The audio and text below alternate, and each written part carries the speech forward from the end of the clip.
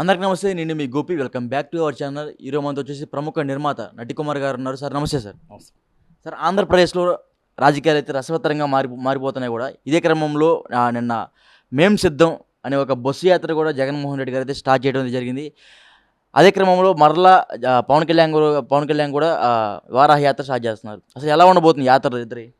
ఓ జగన్మోహన్ రెడ్డి గారు మేము సిద్ధం యాత్ర చేసేటప్పుడు ఆయన క్లారిటీ ఇవ్వాలి. మేము సిద్ధం 5 సంవత్సరాలు మేము 24 గంటలు కరెంట్ ఇచ్చాము. మేము సిద్ధం 24 గంటలు మేము మొత్తం టోటల్గా కరెంట్లో ఒక బిల్లు కూడా వేయకుండా పేద ప్రజలు కాపాడుకుంటూ వచ్చాం. మేము సిద్ధం. మేము మొత్తం ఆంధ్రప్రదేశ్ రోడ్డు సశ్రామలం చేసాం. రోడ్లన్నీ కూడా చాలా చక్కగా పెట్టాం. మేము సిద్ధం. మేము పలానా మొత్తం టోటల్గా అక్క చెల్లెలకు అన్నదమ్ములకు అందరికీ కూడా 132 సార్లు మేము మొత్తం టింగ్ వేసాం. మీ దగ్గర 2 గంటలు డబల్ టైం మీ దగ్గర లాక్కోలేదు. మేమేమీ లాక్కోలేదు. మేమేది ఆశించలేదు. మీకు ఏ రేట్లు పెంచలేదు, దినుసులు పెంచలేదు, పప్పులు పెంచలేదు, మేము డీజిల్ పెంచలేదు, ఏమీ పెంచలేదు. సెంట్రల్ గవర్నమెంట్ వచ్చిన మేము ఫండ్ని కూడా మేమేమీ చేయలేదు. అన్ని డబుల్ బెడ్రూమ్లు మేము అన్ని ఇచ్చేసాము. అన్ని డబుల్ బెడ్రూమ్లు మేము ఇచ్చాము. స్థలాలు ఇచ్చాము. అక్క చెల్లెలు అందరికీ కూడా ఆదుకున్నాము. మేము అన్నీ కూడా కార్యక్రమాలన్నీ పూర్తిగా చేసాము. 5 సంవత్సరాలు పోలవరం పూర్తి చేసాము. ప్రాజెక్టులన్నీ పూర్తి చేసాము. రైతు బంధులు రైతులకు అందరికీ అండగా ఉన్నాము. కనుక నాకు ఓటు వేయండి అని మీరు అడగగలరా? లేకపోతే నాకు ఓటు వేయొద్దు, మేము సిద్ధం అని నాకు ఓటు వేయొద్దు అని మీరు అడగగలరా? అది మీరు చెప్పి మీరు ఓటుకి అడగగలిగితే ఇది నిజంగా కానీ అన్నీ కానీ ఆయన చేసి ఉండుంటే మీకు 170 సీట్లు మీకే వస్తాయి సార్. 170 సీట్లకి ప్రజలందరూ మీకు మొగ్గు చూపుతారు. మీ సొంత చెల్లెమ్మని, ఇద్దరు చెల్లెమ్మని బాధపెట్టి మీ పార్టీ గెలుపు కోసం పోరాడిన మీ చెల్లెమ్మని బయటకు తోసి రాజ్యసభ ఇస్తే మళ్ళీ రాజకీయంగా మీకు అడ్డు వస్తుందని ఆమెను బయటకు తోసి తల్లిని మీరు వాడుకొని తల్లిని కూడా మీరు దూరం చేసి, అలాగే మీకు సొంత చిన్నాన్న ఆయన చనిపోతే 5 సంవత్సరాలు ఎవరు చంపారో తెలియని పరిస్థితుల్లో, అసలు గవర్నమెంట్ తెలియని వైఫల్యం చెంది ఎవరు చంపారో చెప్పలేని పరిస్థితుల్లో మీరు ఉండి ఆ చెల్లెమ్మను కూడా మీరు కన్నీళ్ళు పెట్టించి మా అన్నయ్యకి మీరు ఓటేయొద్దు అన్న మాట చెప్పించి రోడ్డు మీద మా అన్నయ్య మమ్మల్ని మోసం చేశాడు అని చెప్పిస్తే రాష్ట్రానికి 5 కోట్ల మంది చెల్లెమ్మలకి అక్కలకి మీరు ఎలా సెక్యూరిటీ ఉంటారు? ఒక మాట, సారీ ఫర్ ఇంటరప్షన్. మీరు చెల్లెమ్మలు అన్నారు కాబట్టి నిన్న జగన్మోహన్ రెడ్డి గారు మేము సిద్ధ సభలో ఏమన్నారంటే, నా ఇద్దరు చెల్లెళ్ళని కూడా టీడీపీ దత్తపుత్రుడు ఇద్దరు కలిసి వాళ్ళిద్దరు కలిసి మా చెల్లెల్ని కూడా లాగేసుకున్నారు అని చెప్పి దానికి మీరేం చెప్తారు?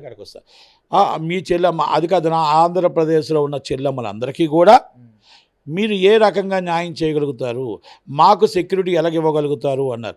మీరు నిన్న మాట మాట్లాడారు, నా చెల్లెమ్మల్ని కాంగ్రెస్ వాళ్ళు లాగేసుకున్నారు అని. నీ చెల్లెమ్మని కాంగ్రెస్ వాళ్ళు లాక్కోలేదు సార్.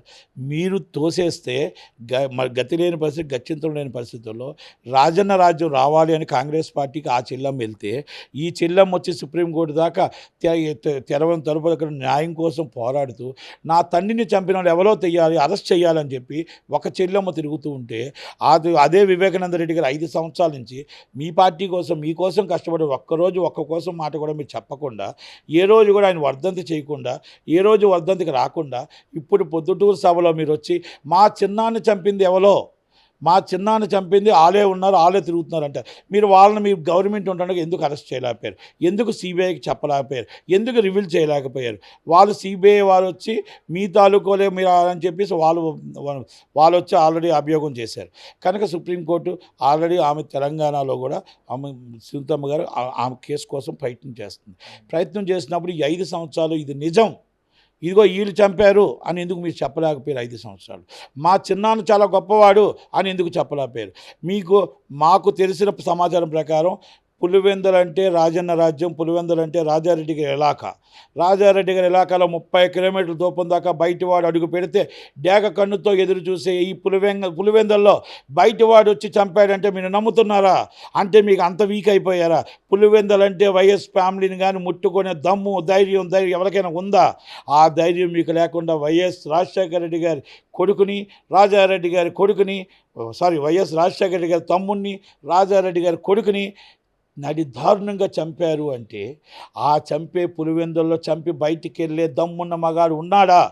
మాకంత మేము వీక్ అయిపోయామని మీరు చెప్తారా? ఒక్కసారి మీరు దానికి సమాధానం చెప్పి మేము సిద్ధం అని వెళ్ళండి. కానీ ఏమీ సమాధానం చెప్పకుండా అక్కలారా చెల్లులారా అంటూ మళ్ళా వెళ్ళకూడదు.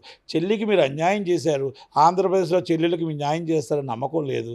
మీరు అన్నదమ్ములకు అన్యాయం చేశారు. మీ కరెంటు బిల్లులో ₹100 వచ్చే బిల్లు ఇప్పుడు ₹250 వస్తుంది. మా కరెంటు 24 గంటలు కరెంటు ఉండేది, మాకు 2 గంటలే కరెంటు ఉంటుంది.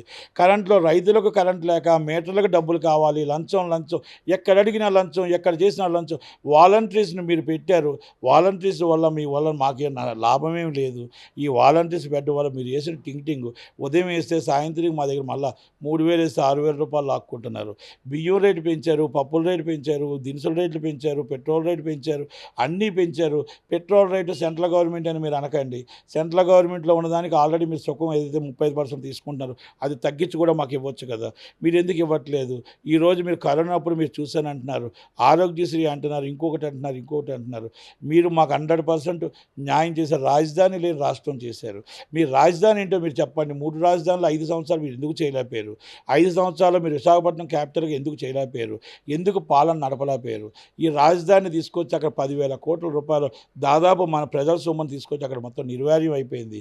ఆ ప్రజలు 40,000 మంది భూములు ఇచ్చి వాళ్ళు అలవగతి పడిపోయి పాపం రోడ్డు మీద కూర్చొని అయ్యో మా పిల్లల పెళ్ళిళ్ళు చేసుకోలేక, పిల్లలకు ఉద్యోగాలు లేక నానా బాధలు పడుతూ ఎండనగా వాననగా వాళ్ళు ఉంటున్నారు. వాళ్ళ బాధ కష్టం మీకు తెలియదా?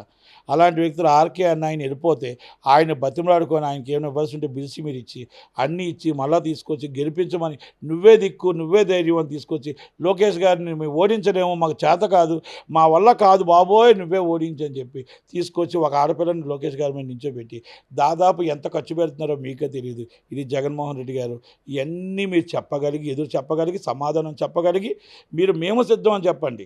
ఎస్ ప్రజలు మీరు అన్నీ చేశారని నిజంగా నేను అంటున్నట్టు అన్నీ నిజంగా ప్రజలందరూ నియోజకవర్గాల్లో అన్ని ఏరియాల్లో సర్పంచ్ కానీ బాగా ఉంది అనుకుంటే నిజంగా మీకే ఓటు వేసి గెలిపిస్తారు. మీరంతా అభివృద్ధి గురించి అయితే బ్రహ్మాండంగా మాట్లాడారు, కాదనట్లేదు.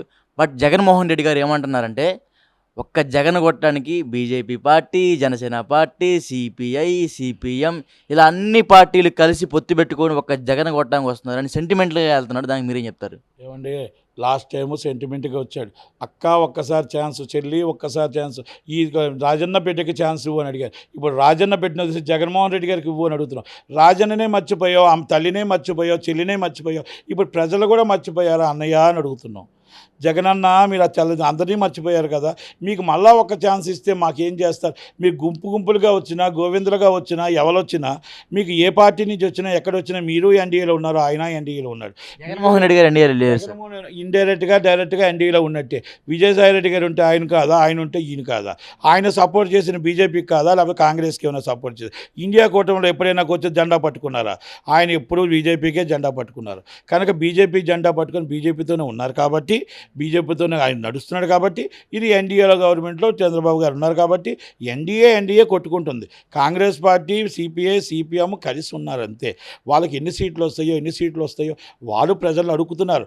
ఈసారైనా మాకు ఓటేయండి, మేము తప్పు చేయలేదు, రాజన్న బిడ్డగా మేము తప్పు చేయలేదు, రాజశేఖర్ గారి బిడ్డగా మేము తప్పు చేయలేదు, రాహుల్ గాంధీ గారు ప్రధాని అవ్వాలి. కనుక ఇండియా కూటమిలో ప్రతిపక్షం లేకపోతే అరాచకం అయిపోతుంది. ప్రతిపక్షం ఉంటేనే మేము అడగటానికి గొంతు ఉంటుంది. ఆ ప్రతిపక్షానికి మాకు ఛాన్స్ ఇవ్వండి అని అడుగుతున్నారు తప్ప గవర్నమెంట్ ఇవ్వమని అడగట్లే. మీ గవర్నమెంట్ వీళ్ళిద్దరిలో కొట్టుకుంటున్నారు. ఎన్డీఏలో ఎవరికొకరికి గవర్నమెంట్ వస్తుంది. వాళ్ళు ప్రతిపక్షానికి మాకు ఛాన్స్ ఇవ్వండి అని అడుగుతున్నారు. ఇండియా కూటమికి రేపు దేశంలో పెద్ద టాప్ అడ్వకేట్ హరీష్ సాల్వే గారు, కొంతమంది అడ్వకేట్లు ప్రతిపక్షం లేకపోతే నష్టం వస్తుంది, దేశానికి అడిగే గొంతు లేకపోతే నష్టం వస్తుంది, ఇది డేంజర్ పొజిషన్లో మనం పడుతున్నాం, ప్లీజ్ అండ్ రిక్వెస్ట్ అండ్ మీరు అందరూ కూడా అర్థం చేసుకోండి అని చెప్పి కొంతమంది ప్రతిపక్షాన్ని అనగదొక్కుతున్నారు.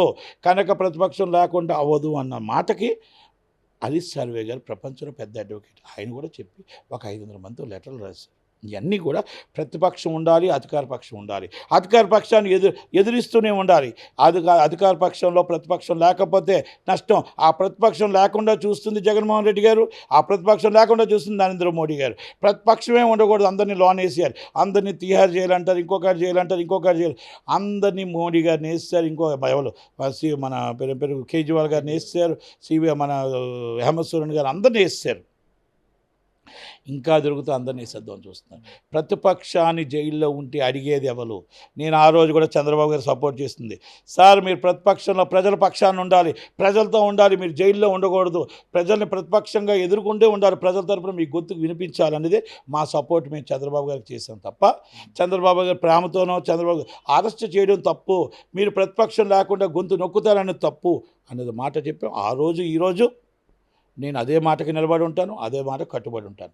కనుక మేము సిద్ధం అనేటప్పుడు మరి జనాలు నిర్ణయించుకుంటారు ఎలా చేయాలి. మే 13th ఓటు 2 ఓట్లు బటన్లు ఏమంటున్నారు, ఆ 2 బటన్లు ఆయన నిజంగా ఇవన్నీ హామీలు చేసి ఉంటే, అభివృద్ధులు చేసి ఉంటే, మనకి ఈరోజు నష్టం లేదనుకుంటే, మన రాజధాని ఎక్కడో చెప్తే, మన రాజధాని ఎక్కడో ఒక చిట్టు రాసి కూడా మీరు కంపల్సరీ ముద్ర కొట్టండి. సార్ అదేవిధంగా జగన్ గారు ఏమంటున్నారంటే మీడియా వాళ్ళు నన్ను చాలా చాప రుద్దినట్టు రుద్దుతున్నారు. ఒక ఆంధ్రజ్యోతి, ఒక టీవీ5, ఒక ఎన్టీవీ కానీ మరలా కొన్ని చిన్న చిన్న యూట్యూబ్ ఛానల్ సోషల్ మీడియాలో నన్ను బాగా ట్రోల్ చేయడం చేస్తున్నారు.